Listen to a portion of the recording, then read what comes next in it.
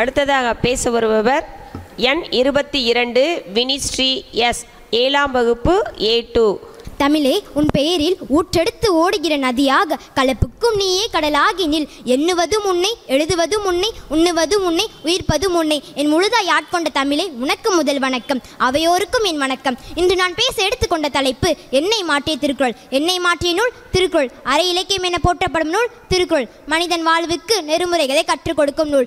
எல்லா சமயத்தினாலும் போற்றப்படும் நூல். அதனால் உலகம் பொதுமுறை என போற்றுகிறது. திருக்குறளை இயற்றியவர் திருவள்ளுவர். இவர் காலம் கிமு 31ஆம் நூற்றாண்டு என்பார். தமிழக அரசு தைத்திங்கள் 2ஆம் நாளை திருவள்ளுவர் நாளாக அறிவித்து கொண்டாடி வருகிறது. தமிழகம் இவரை முதல் புலவர், தெய்வப்புலவர், செந்தா போதா, பொய்யுள் புலவர், பெருநாவலர் முதலிய பெயர்களை போற்றுகிறது. திருக்குறள் 18 கணக்கு நூல்களில் ஒன்று. இது அறம், பொருள், இன்பம் என முப்பாலாக பகுப்படுத்தியுள்ளது. 9 இயல்களும் 133 அதிகாரங்களும் 1330 குறட்பாக்களும் கொண்டு விளங்குகிறது. மென்மையான கருத்துக்களை குறள் கூறும் மென்பாக்கள் திருக்குறள் என பெயர் பெற்றது.